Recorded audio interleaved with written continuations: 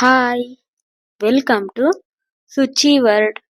ಬನ್ನಿ, ಇವತ್ತು ತುಂಬಾನೇ ರುಚಿಯಾದ ಹಾಗೂ ತುಂಬಾ ಕಡಿಮೆ ಸಮಯದಲ್ಲಿ ಈಸಿಯಾಗಿ ಮಾಡುವಂತಹ ಮೆಣಸಿನಕಾಯಿ ಬೋಂಡವನ್ನ ಹೇಗ್ ಮಾಡೋದು ಅಂತ ನೋಡೋಣ. ಮೊದಲನೆಯದಾಗಿ ಸ್ವಲ್ಪ ಮೆಣಸಿನಕಾಯಿನ ನೀಟಾಗಿ ತೊಳೆದು ತಗೊಳ್ಳೋಣ. ನೋಡಿ, ನಾನು ಇಷ್ಟು ಮೆಣಸಿನಕಾಯಿನ ತಗೊಂಡಿದ್ದೀನಿ. ಅವನ್ನೆಲ್ಲ ಏನ್ ಮಾಡ್ಬೇಕು ಅಂದ್ರೆ ಎಲ್ಲ ಮೆಣಸಿನಕಾಯಿನೂ ಒಂದೊಂದರಲ್ಲಿ ಎರಡೆರಡು ಭಾಗ ಮಾಡೋಣ.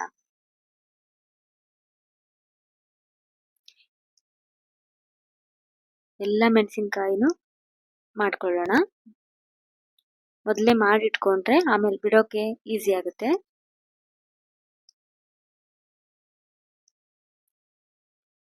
ನೋಡಿ, ಎಲ್ಲ ಮೆಣಸಿನಕಾಯಿನೂ ಎರಡೆರಡು ಭಾಗ ಮಾಡಿ ಒಂದ್ ಕಡೆ ಇಟ್ಕೊಂಡಿದ್ದೀನಿ.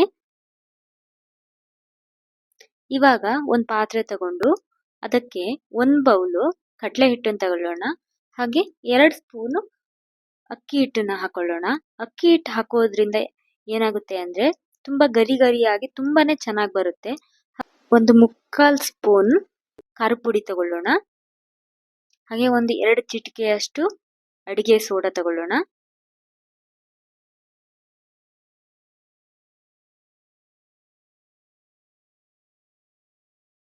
ರುಚಿಗೆ ತಕ್ಕಷ್ಟು ಉಪ್ಪು.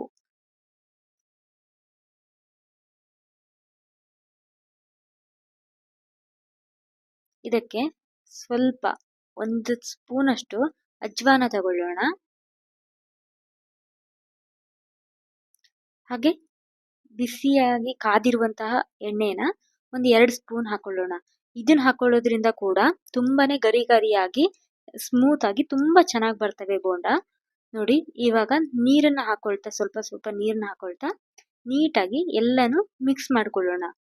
ಈ ಹಿಟ್ಟು ತುಂಬಾನು ಗಟ್ಟಿ ಇದ್ರೂ ಚೆನ್ನಾಗಾಗಲ್ಲ, ಹಾಗೆ ತುಂಬಾ ತೆಳು ಇದ್ರೆ ಕೂಡ ಚೆನ್ನಾಗಾಗಲ್ಲ. ಇದನ್ನ ಒಂದು ಮೀಡಿಯಂ ಹದಕ್ಕೆ ಮಾಡ್ಕೋಬೇಕಾಗುತ್ತೆ. ಇದನ್ನ ತುಂಬಾ ಈಸಿಯಾಗಿ ಮತ್ತು ಕಡಿಮೆ ಸಮಯದಲ್ಲಿ ಮಾಡ್ಬೋದು. ಇದಕ್ಕೆ ಟೈಮ್ ಕೂಡ ತುಂಬಾ ತಗೊಳ್ಳೋದಿಲ್ಲ.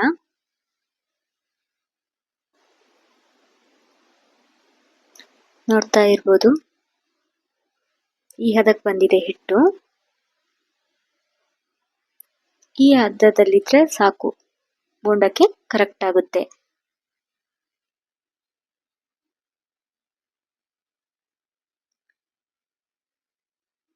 ಇವಾಗ ಮೊದಲೇ ಹೆಚ್ಚಿಟ್ಕೊಂಡಿದ್ವಲ್ಲ ಮೆಣಸಿನಕಾಯಿನ, ಅವನ್ನೆಲ್ಲ ಫಸ್ಟಿಗೆ ಎಷ್ಟು ಬಿಡ್ತೀವೋ ಅವನ್ನೆಲ್ಲವನ್ನು ಹಾಕೊಂಡ್ಬಿಡೋಣ ಹಿಟ್ಟಿಗೆ.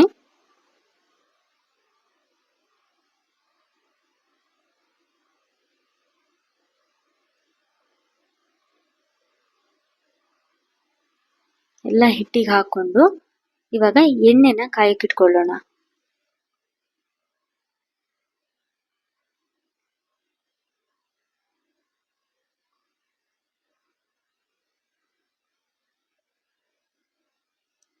ಕಾಯಕ್ಕಿಟ್ಕೊಂಡು ಇವಾಗ ಮೆಣಸಿನಕಾಯಿನ ಫುಲ್ ಆಗಿ ಹಿಟ್ಟಲ್ಲಿ ಅದ್ಕೋಬಿಡೋಣ.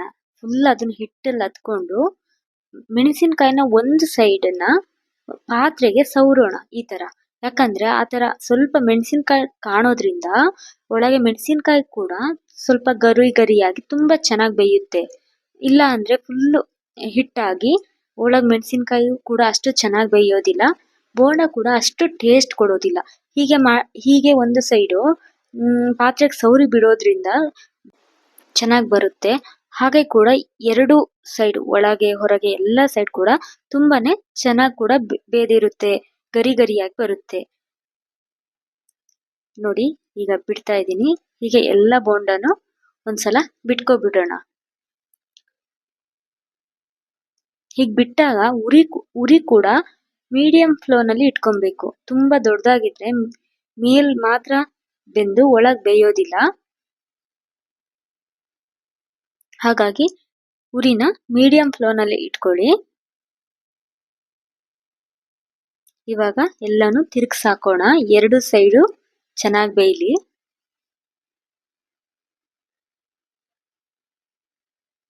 ನೋಡಿ, ಇವಾಗ ಬೆಂದಿದೆ. ಎಲ್ಲ ತೆಗಿಯೋಣ. ನೋಡಿ, ಬೆಂದಿದೆ ಗರಿ ಗರಿಯಾಗಿ. ಮೆಣಸಿನಕಾಯಿ ಕೂಡ ನೋಡಿ ಕಾಣ್ತಾ ಇರ್ಬೋದು ನಿಮ್ಗೆ ಎಷ್ಟು ಚೆನ್ನಾಗಿ ಬೆಂದಿದೆ. ಹೀಗೆ ಉಳ್ದಿರೋ ಬೋಂಡ ಕೂಡ ಎಲ್ಲವನ್ನು ಬಿಟ್ಕೊಬಿಡೋಣ.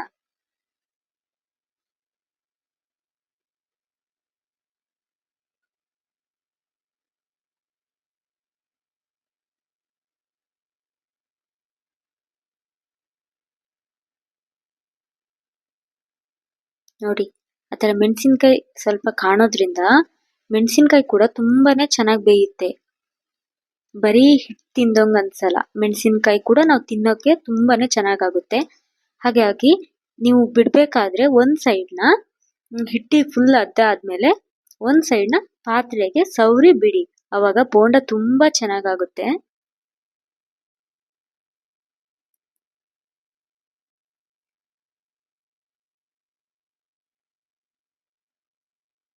ನೋಡ್ತಾ ಇರ್ಬೋದು, ಒಂದ್ ಸೈಡ್ ಬೆಂದಿದೆ. ಈಗ ತಿರ್ಗ್ಸಾಕೋಣ, ಎರಡು ಸೈಡು ಚೆನ್ನಾಗಿ ಬೇಯಲಿ.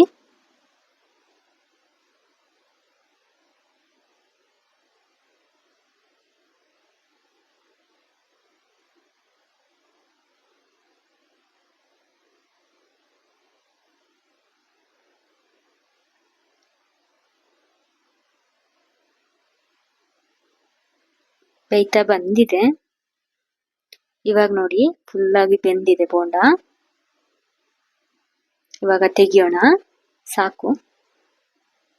ನೋಡಿ, ಗರಿ ಗರಿಯಾದ ಬೋಂಡ ರೆಡಿ ಆಗಿದಾವೆ. ಇದನ್ನ ಟೀ ಜೊತೆ ತಿನ್ನೋಕೆ ತುಂಬಾನೇ ಚೆನ್ನಾಗಾಗುತ್ತೆ. ಅದು ಮಳೆ ಬರೋ ಟೈಮಿಗಂತೂ ಮಾಡ್ಕೊ ತಿಂದ್ರೆ ತುಂಬಾನೇ ಚೆನ್ನಾಗಾಗುತ್ತೆ. ನೀವು ಒಂದ್ಸಲ ಟ್ರೈ ಮಾಡಿ ನೋಡಿ. ನನ್ನ ಈ ವಿಡಿಯೋ ನಿಮಗೆ ಇಷ್ಟವಾಗಿದ್ದರೆ ನನ್ನ ಚಾನೆಲ್ ಅನ್ನು ಸಬ್ಸ್ಕ್ರೈಬ್ ಮಾಡಿ, ಹಾಗೆ ಪಕ್ಕದಲ್ಲಿ ಕಾಣುವ ಬೆಲ್ ಬಟನ್ ಅನ್ನು ಪ್ರೆಸ್ ಮಾಡಿ, ಹಾಗೆ ನನ್ನ ಎಲ್ಲ ವಿಡಿಯೋಗಳಿಗೆ ಲೈಕ್ ಮಾಡಿ, ಶೇರ್ ಮಾಡಿ. ಧನ್ಯವಾದಗಳು.